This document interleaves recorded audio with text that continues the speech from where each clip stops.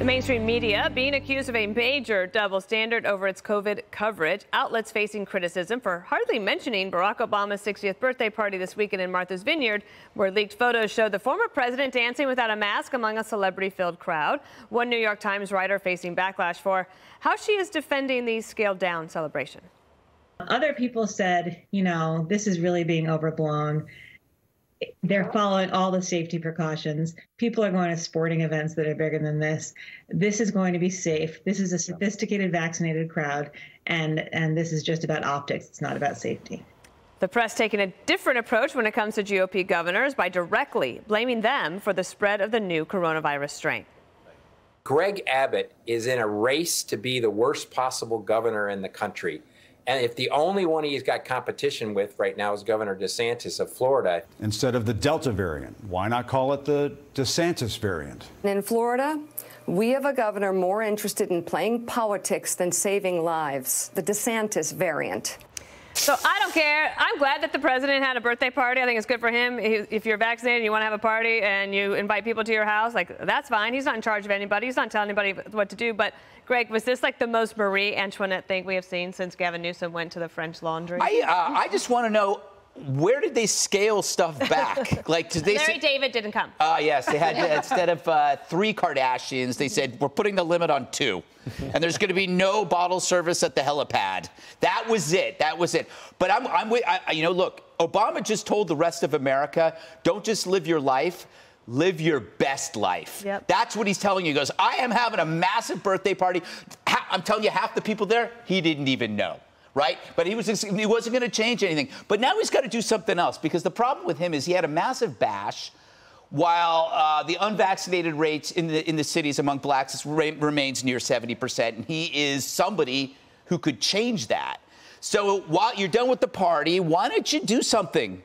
Why don't you create some kind of free speaking tour, right? Invite some of your famous friends. And the only entrance fee is that when you're in line, you get vaccinated. He could go to every inner city, whether you want to do Manhattan or Oakland, D.C., Atlanta, Detroit, Harlem, Bronx, whatever. The impact would be incredible. He could really do something, but instead, he's going to have a party. As for these other idiots, it was great to watch Acosta think that was clever.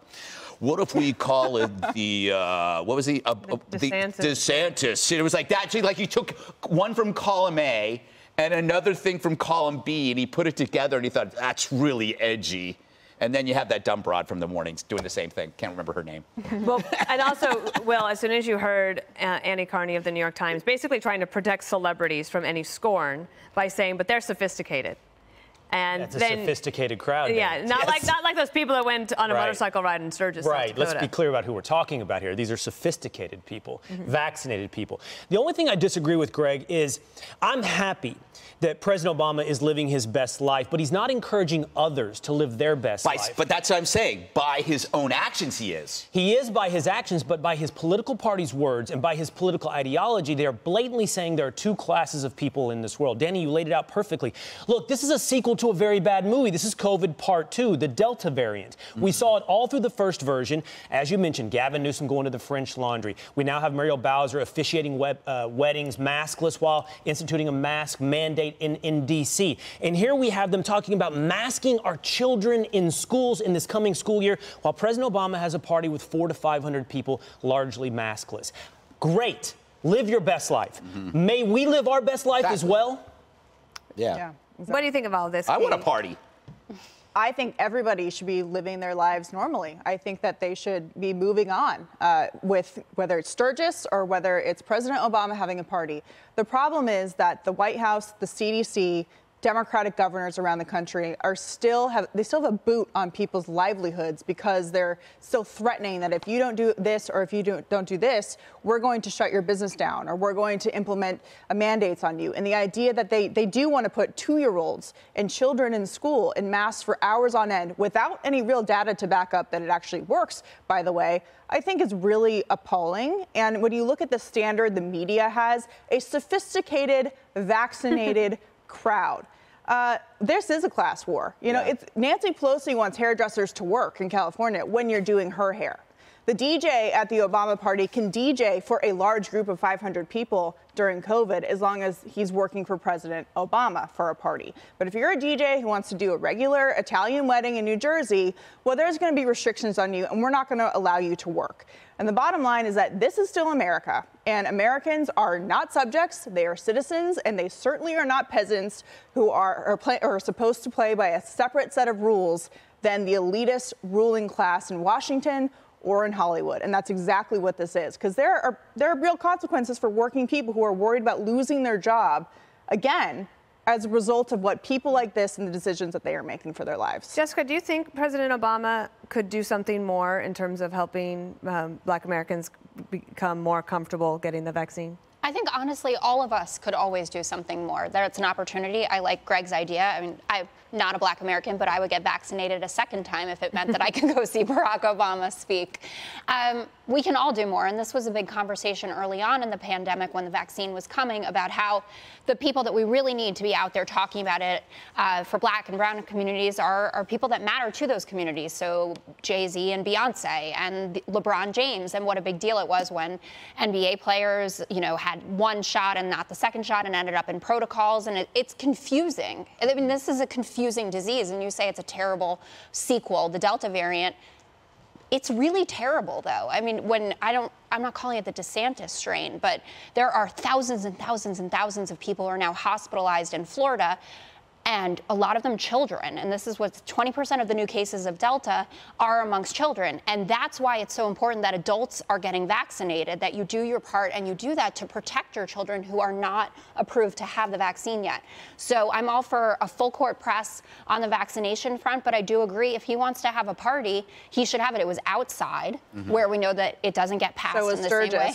Sturgis was also outside. But if you watched, I don't know if anyone watched Bill Maher last weekend, but he shouted out Lollapalooza, which was also a huge violation, 100,000 people, and I appreciate that from the liberal side.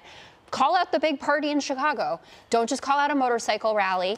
And how about we don't call out anybody and let people make their own decisions at this point about how they want to manage their own risk? But because they are taking a toll on, first of all, our healthcare system. I hear that from conservatives all the time. I don't want to pay for your decisions. We're paying for what's going on in these ICUs. We are. Every single one of them. People are on ventilators. We've been doing that for 40, 50 years with cigarettes. And obesity. Yeah. But you know what? I think it would be good to hear Governor DeSantis respond to what you're saying, because I never hear the numbers. Like, what's the exact number of the children in these hospitals? That's exactly the point. Greg. Yeah, I don't know the numbers. I read it's 20%. I don't know. And also, it's like, well, we know that these kids aren't supposed to be vaccinated, and so what are we supposed to be doing? But I would love to know exactly what the numbers are, because I always feel like they're not telling us. That's exactly right, Greg. I don't think this is a story about vaccination. This is a story about reality. The point is the elites, like President Obama, are not living like Delta variant is this incredibly scary thing that your language represented there, Jessica. And when we make decisions for our children, and I'm saying this in all honesty and curiosity, I have to make decisions. I want to know the numbers that Greg points out. I want to know what's the hospitalizations and the mortality for Delta and the rest of COVID in the numbers, because what I have seen is it's less lethal, it has less of effect on hospitalizations than the common flu. Okay. Well, we do know that it is not a problem for people who are vaccinated. So if you're watching, please get yourself vaccinated if you're 12 and over. We do know that there are more cases of children that's being reported in states like Florida, in liberal states as well as California, New York, Arkansas. There was a doctor there who was pleading for people to get vaccinated because they are completely overrun. So I believe the numbers are available. I will text you later when I have them all. Let's do it on Jessica, air. you are awesome. All right. Ahead, carnage in